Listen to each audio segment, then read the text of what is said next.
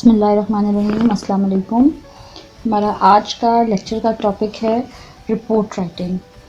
तो हमारी report writing का जो लेक्चर है, इसकी टोटल जो सीरीज़ के लेक्चर्स बनेंगे वो अप्रॉक्सीमेटली 6 to 7 लेक्चर्स बनेंगे। तो हमारा जो आज का टॉपिक है वो है introduction to report writing. And to introduce report, पहली चीज़ जो आपने समझनी है वो ये है कि रिपोर्ट एक इंटरनल डॉक्यूमेंट है। ठीक है पहली बात। दूसरी बात ये है कि ये एक अपवर्ड कम्युनिकेशन है। जाहिर सी बात है कि पीछे एक मीटिंग हुई थी या कोई मेमोरेंडम जो सर्कुलेट हुआ था जिसमें आपको कोई प्रोजेक्ट या कोई असाइनमेंट या कोई टास्क जो है वो दिया गया था, जिस पर आपने अब उसको रिपोर्ट करना था। तो ये रिपोर्ट जो है वो आप या तो ओरल करते हैं या आप रिटन करते हैं। ठीक है, तो चूँकि एक इंटरनल डॉक्यूमेंट है और ये एक अपवर्ड कम्युनिकेशन है, तो आप रिपोर्ट क्यों करते हैं? रिपोर्ट आप करते हैं अपनी हायर अथॉरिटी को, हायर मैनेजमेंट को कुछ डिसीजन मेकिंग में हेल्प करने के लिए। अच्छा, तो आगे हम चलते हैं कि रिपोर्ट जो है एक्चुअली वो है क्या, किसको आप रिपोर्ट का नाम दे रहे हैं। किसी भी बिज़नेस में जितने भी कम्युनिकेशन के टूल्स इस्तेमाल होते हैं, उनमें से जो की टूल है वो रिपोर्ट्स हैं। वाई ऐसा क्यों कहा गया है? बिकॉज़ जितना इफ़ेक्टिवली इंफॉर्मेशंस एंड डिसीजंस को रिपोर्ट्स शेयर करती हैं, रिपोर्ट्स रिटेन करती हैं, उतना और कोई डॉक्यूमेंट नहीं करता। इसी तरीके से उन्होंने कहा कि जी बिज़नेस रिपोर्ट जो है वो आपको इनेबल कर देती हैं किस चीज़ के लिए, कि आप एग्ज़ामिन करें जितना भी अवेलेबल पोटेंशियल सॉल्यूशन आपके पास है, और आपने प्रॉब्लम सॉल्विंग करने के लिए, इश्यूज़ को सॉल्व करने के लिए जितने भी आपके पास एस्पेक्ट्स हो सकते हैं, आपने उनको इवेल्युएट करना है और फिर उनके किसी कंक्लूजन पर पहुंचना है। ठीक है, अच्छा, फिर इस मकसद के लिए रिपोर्ट्स जो हैं उनको एक्चुअली आपने दो कैटेगरीज़ में डिवाइड किया। एक को आपने कहा फॉर्मल रिपोर्ट्स, एक को आपने कहा इनफॉर्मल रिपोर्ट्स। इसके पर इंशाल्लाह हम आने वाले लेक्चर्स में एक डिटेल्ड लेक्चर रखेंगे जिसमें हम फॉर्मल एंड इनफॉर्मल रिपोर्ट्स के ऊपर बात करेंगे, वो क्या होती हैं, कैसी होती हैं, अपीयरेंस कैसी होती है, लैंग्वेज एंड लेआउट कैसा होता है, और फिर उनको प्रैक्टिकली हम चेक करेंगे कि एक इफ़ेक्टिव बिजनेस रिपोर्ट जो है वो फॉर्मल या इनफॉर्मल एंगल से कैसी होती है। अच्छा, आगे चलते हैं तो डिस्कस करते हैं कि एक रिपोर्ट का लिखने का पर्पस क्या है। One and only purpose to write a report is to assist in decision making. किसको? आपकी जो हायर अथॉरिटी है उसको। अच्छा, अब चूंकि आपने डिसीजन मेकिंग में अपनी मैनेजमेंट को असिस्ट करना है, तो उसके लिए सबसे पहली चीज़ वो है आपकी क्लैरिटी। किस बारे में, क्या डिसीजन लिया जाना है, ठीक है, और आपकी रिपोर्ट का क्या रोल है उस डिसीजन मेकिंग में, कितना और किस लेवल का आपकी रिपोर्ट उस डिसीजन मेकिंग के प्रोसेस को इन्फ्लुएंस कर सकती है। ठीक है, अच्छा, जब आपको क्लैरिटी है डिसीजन के बारे में कि वो क्या है, आपकी रिपोर्ट का रोल क्या है, तो फिर आपके लिए अपनी रिपोर्ट का पर्पस डिस्क्राइब करना सबसे ज़्यादा आसान हो जाए। फॉर एग्ज़ाम्पल, आपने सारा मामला चेक किया और now you know as a result of this report my reader will know क्या, number 1 how well our recycling program is doing, number 2 how to increase participation in it. ठीक है, तो ये कैसे पता चला? क्योंकि आपने रिपोर्ट लिखने से पहले उसके लिखने का पर्पस, कि आप मैसेज एक्चुअली क्या देना चाहते हैं, उसको आपने अच्छे तरीके से इन्वेस्टिगेट कर लिया, अपने जहन में उसको क्लियर कर लिया। अच्छा, अब आगे बात आ जाती है कैरेक्टरिस्टिक्स ऑफ रिपोर्ट। इस पर भी एक डिटेल्ड लेक्चर जो है वो इंशाल्लाह शेयर करेंगे। तो कौन से इम्पॉर्टेंट फ़ीचर्स होते हैं जो कि रिपोर्ट को इफ़ेक्टिव रिपोर्ट बनाते हैं, यहाँ पर हम ब्रीफली इसके बारे में बात करेंगे कि किसी भी बिज़नेस रिपोर्ट में जितनी भी इंफॉर्मेशन मौजूद होती है वो किस बात से रिलेटेड होती है? फैक्ट्स। ठीक है, पहले आपने एक चीज़ देखी थी, इसको हमने कहा था क्लैरिटी, नाउ हम एक और कीवर्ड ले रहे हैं, उसको क्या नाम दिया हमने, फैक्ट। ठीक है, fact of business activities. This makes business report unique from other reports. क्यों? क्योंकि आपकी रिपोर्ट फैक्चुअल है, ये ऑब्जेक्टिव है। A good business report should have all essential features or qualities as it provides information based on the real facts to make the decision। ये तो बहुत सारे हैं characteristics, बहुत सारे features हैं। उनमें से जो 3 मोस्ट इम्पॉर्टेंट है ना, वो हैं कि आपकी रिपोर्ट को अंडरस्टैंडेबल होना चाहिए, अनबाइस्ड होना चाहिए एंड प्रिसाइज एंड रेलिवेंट होना चाहिए। अंडरस्टैंडेबल का मतलब क्या है? अंडरस्टैंडेबल का मतलब है आपकी रिपोर्ट को सेल्फ एक्सप्लेनेटरी होना चाहिए। सेल्फ एक्सप्लेनेटरी कि पढ़ने के बाद जहन में पीछे कोई सवाल बाकी ना रह जाए। ठीक है, लैंग्वेज ऐसी चीज़ है जो कि आपको आपकी रिपोर्ट को अंडरस्टैंडेबल बनाने के लिए हेल्प करेगी। कैसे?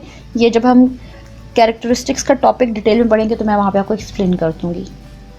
दूसरी चीज़ है अनबायस्ड होना। देखें, आपने करना सिर्फ इतना है कि फैक्ट को रखना है सामने और ओपिनियन रख देना एक साइड पे। ठीक है, फैक्ट और ओपिनियन 2 अलग अलग चीज़ें हैं। मिसाल के तौर पे मैं कहती हूँ जी आसमान पर आज बड़े घने बादल आए हुए हैं, बहुत गहरे बादल आए हुए हैं, लगता है बहुत तेज़ बारिश होगी। अच्छा, आसमान पर बहुत गहरे बादल आए हुए हैं, ये एक फैक्ट है जो कि नज़र आ रहा है, लेकिन साथ मेरा ये कहना लगता है आज बहुत तेज़ बारिश होगी, ये मेरी ओपिनियन है। हो सकता है अभी हवा तेज़ चले, सारे बादल उड़ जाएं, हो सकता है बारिश तो हो लेकिन बस किनमिन सी हो, तेज़ बारिश ना हो। तो वो तो मेरी ओपिनियन थी, वो गलत भी हो सकती है, दुरुस्त भी हो सकती है। तो रिपोर्ट राइटिंग में हम ऐसी कोई चीज़ इस्तेमाल नहीं करते जिसकी ऑथेंटिसिटी मशकूक हो। ठीक है, और कोई भी ऐसी बात हम ऐड नहीं करेंगे। ये ख़ास तौर पे एक बड़ा इंपॉर्टेंट कैरेक्टरिस्टिक है कि आपको बिल्कुल अनबायस्ड होना है। जस्ट लाइक अ मशीन, जिसके कोई इमोशंस नहीं होते, उसकी अपनी कोई ओपिनियन नहीं होती, वो मशीन जो है वो सिर्फ फैक्ट्स एंड फिगर्स पर काम करती है। और आपका डॉक्यूमेंट जो है उसको precise and relevant and to the point without any unnecessary details होना चाहिए। अच्छा जी, तो ये तीनों चीज़ें along with many other points, many other characteristics आपकी रिपोर्ट को एक इफ़ेक्टिव रिपोर्ट में, एक इफ़ेक्टिव डॉक्यूमेंट में कन्वर्ट कर देते हैं। अच्छा, तो now is the time to plan your business report. आगे चले इससे सबसे पहले तो ये बात समझ लें कि जितने भी बिज़नेस डॉक्यूमेंट्स हैं, उसको आप कह रहे हैं कि वो लेटर है, ईमेल है, मेमो है, रिपोर्ट है, सीवी है, जितने भी ऑफिशियल डॉक्यूमेंट्स हैं आपके, मिनट्स ऑफ मीटिंग्स हैं, उन सब की राइटिंग में सबसे जो की एलिमेंट है वो क्या है? वो प्लानिंग है। प्लानिंग का मतलब क्या है? प्लानिंग का मतलब ये है कि आप सर्टेन सवालों के मामले में ख़ुद भी क्लियर हों, ठीक है, और अपनी राइटिंग में भी उस क्लैरिटी को मेंटेन रखें। तो before writing a report there are some certain questions जो कि जहन में आते हैं। मिसाल के तौर पर, what is the purpose of this report? पहले तो जब तक देखो आपको पर्पस क्लियर नहीं होगा, आप कभी भी कोई प्रोडक्टिव काम नहीं कर सकते। Purpose is the key. ठीक, उसके बाद who are the readers of this report? किसको प्रेजेंट करने लगे हैं आप? देखें, मिसाल के तौर पर आपने अगर एक फिनेंस की रिपोर्ट प्रेजेंट करनी है तो ऑब्वियसली आप फिनेंस के लोगों को जहन में रख के, उनका वास्ट एक्सपीरियंस और जो इंडस्ट्रियल एक्सपीरियंस है उनको जहन में रख कर ऐसी टर्म्स एंड टर्मिनोलॉजीज़ आप यूज़ करेंगे। आप अपनी जो रिपोर्ट का एज है वो किस साइड पर लेकर जाएंगे, ये चीज़ आपको तब डिसीजन लेने में हेल्प देगी जब आपको ये मालूम होगा कि आपने जिसको रिपोर्ट प्रेजेंट करनी है उस बंदे का लेवल ऑफ अंडरस्टैंडिंग क्या है। ठीक है, उसका बैकग्राउंड नॉलेज क्या है।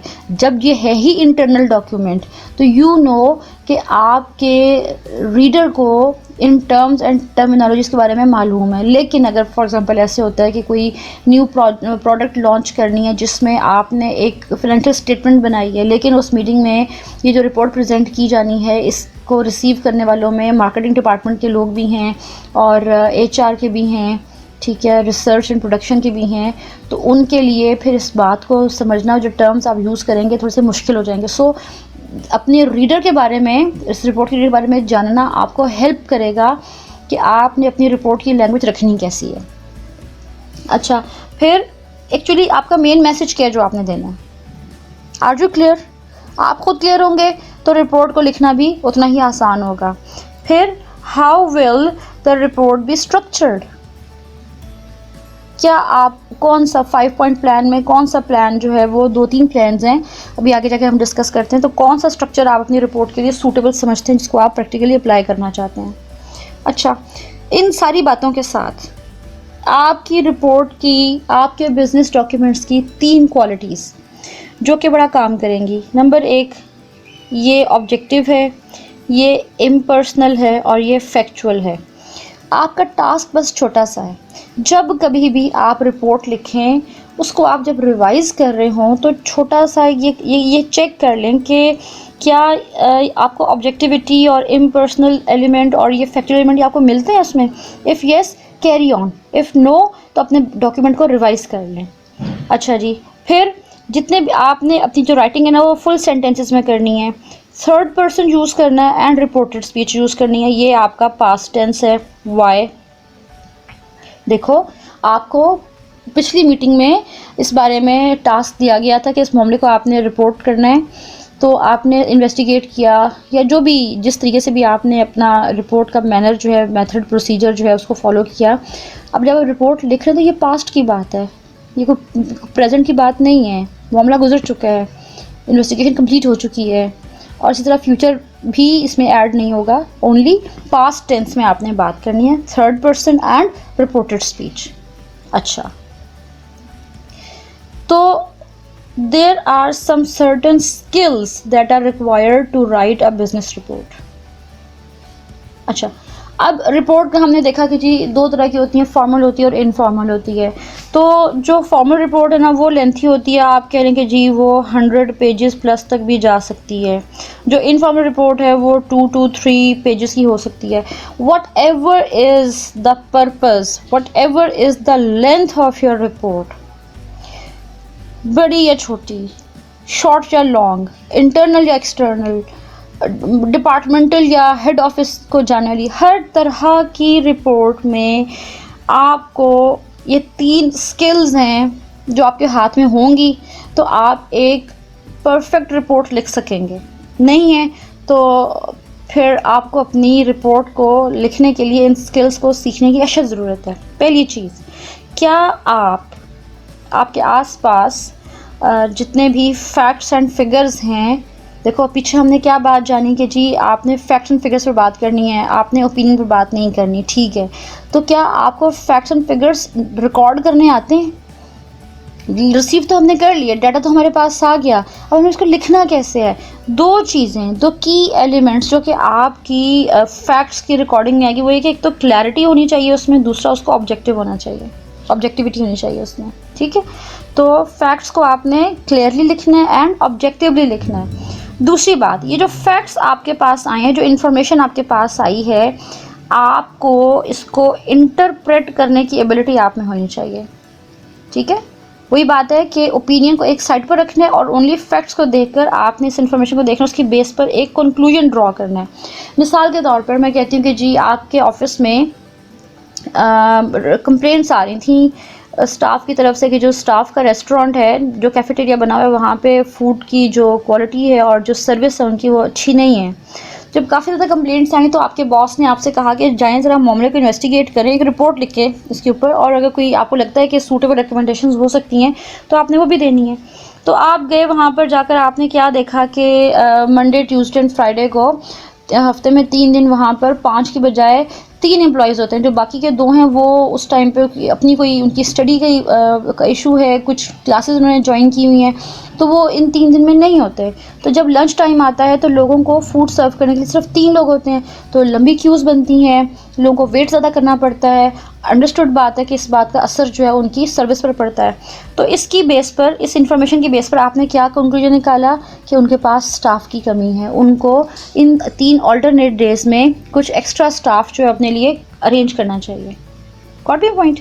अच्छा, फिर present suggestions on ways in which a situation में बी इम्प्रूव्ड। देखो यहाँ पर क्लैरिटी है, ऑब्जेक्टिविटी है, उसके बाद आपकी जो इंफॉर्मेशन एंड कंक्लूजन है उसकी इंटरप्रिटेशन बड़ी इंपॉर्टेंट है। और नाउ यहाँ पे वर्ड है कि सिचुएशन को बेहतर किया जा सके, कोई वाकई प्रैक्टिकल सॉल्यूशन निकाला जा सके, आपने इस तरह की रिकमेंडेशंस एंड सजेशंस देनी है।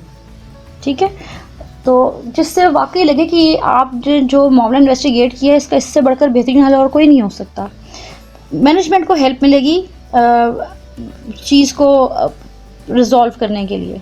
अच्छा, now comes the structure and format of report writing. Letter में आपको याद होगा 4 पॉइंट प्लान आपने लिखा था, opening, detail, action, close. Report में मामला थोड़ा डिफरेंट है, यहाँ पर है जी 5 point plan. Terms of reference, procedure, findings, conclusion and recommendation. Terms of reference क्या है? Who asked you to write this report? When was it asked? ठीक है, and what is the report about? ये 3 बातों का आपने टर्म्स ऑफ रेफरेंस में जवाब देना है। ठीक हो गया। फिर प्रोसीजर है, आपने कौन सा मेथड यूज़ किया इस मामले को इन्वेस्टिगेट करने के लिए। आपने ऑब्जर्वेशन ली, आपने इंटरव्यूज़ लिए, आपने फीडबैक लिया, क्वेश्चनर्स डिस्ट्रीब्यूट किए, क्या किया आपने, क्या मेथड था आपका, तो वो प्रोसीजर आपने यहाँ पर मेंशन करना है। फिर इस प्रोसीजर की बेस पर आपको क्या फाइंडिंग्स मिली, क्या इन्फॉर्मेशन आपने रिसीव की, और इस फाइंडिंग की बेस पर आपने कौन सा कंक्लूजन ड्रॉ किया। अब जब आपको मामला पता चल गया, उसको आपने कंक्लूड भी कर लिया, तो what recommendations do you suggest. अच्छा, अब इशू ये आता है कि बहुत सारे जो राइटर्स होते हैं रिपोर्ट के, वो इस 5 पॉइंट को यूज़ करने में कंफर्टेबल फील नहीं कर रहे होते। तो ज़रूरी नहीं है कि आपके पास हमेशा बस यही 5 पॉइंट्स हों। According to situation, according to the subject matter, आपका जो ये 5 पॉइंट प्लान है ये चेंज भी हो सकता है। मिसाल के तौर पर इंट्रोडक्शन है, उसके बाद एडवांटेजेस, डिसएडवांटेजेस, ठीक है, कंक्लूजन एंड सजेशंस। ठीक, अच्छा, या फिर ये हो सकता है कि ऑफिस में किसी मामले पे तमाम स्टाफ की ओपिनियन रिक्वायर्ड है किसी भी इशू के ऊपर, तो आपको रिपोर्ट लिखने के लिए कहा गया। अब आपने जब इसको सर्वे किया तो जो डाटा आपके पास कलेक्ट हुआ उसकी बेस पर जो रिपोर्ट आप लिख रहे हैं, आप उसकी जो पॉइंट्स बना सकते हैं। आप कह सकते हैं इंट्रोडक्शन, उसके बाद आपने कहा जनाब पॉजिटिव फीडबैक। ठीक है, अब नेगेटिव फीडबैक को हम फीडबैक नहीं कहेंगे, हम उसको प्रॉब्लम कहेंगे। ठीक है, उसकी बेस पे आपने क्या निकाला, कंक्लूजन, और फिर उसकी बेस पे आपने क्या दिया, सजेशंस। ठीक है, अच्छा, तो आप कुछ भी स्ट्रक्चर जो है वो इस्तेमाल कर सकते हैं अपनी रिपोर्ट राइटिंग के लिए।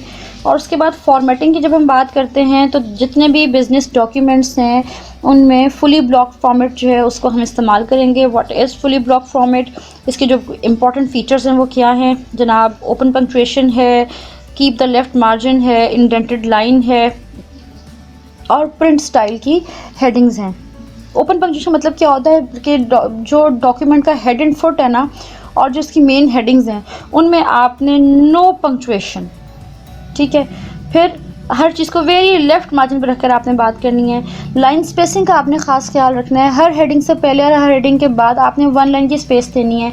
Each new paragraph takes 1 line space between the 2 paragraphs. और फिर प्रिंट स्टाइल का मतलब होता है ऑल कैपिटल लेटर्स। तो जितनी भी आपकी हेडिंग्स होंगी और आपकी सब हेडिंग्स होंगी, आपकी सब्जेक्ट लाइन होगी, ये सब चीज़ें प्रिंट स्टाइल में लिखी जाती हैं।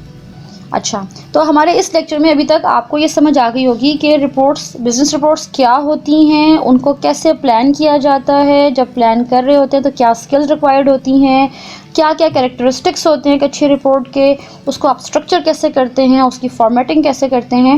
तो ये सारी बातें आपको ये बेसिक्स हैं। ठीक है, कमिंग लेक्चर में इंशाल्लाह हम डिस्कस करेंगे कैरेक्टरिस्टिक्स ऑफ रिपोर्ट, और उसमें आपको डिटेल में ये हम डिस्कस करेंगे कि आपने ये तमाम तर जो रिपोर्ट के वो जो फ़ीचर्स हैं, जो उसकी क्वालिटीज़ हैं, वो क्या क्या हैं जो कि आपको एक अच्छी और इफ़ेक्टिव रिपोर्ट लिखने में हेल्प करती हैं। If you have any further queries about all these points, feel free to ask your questions, and thank you for watching the video. Allah Hafiz.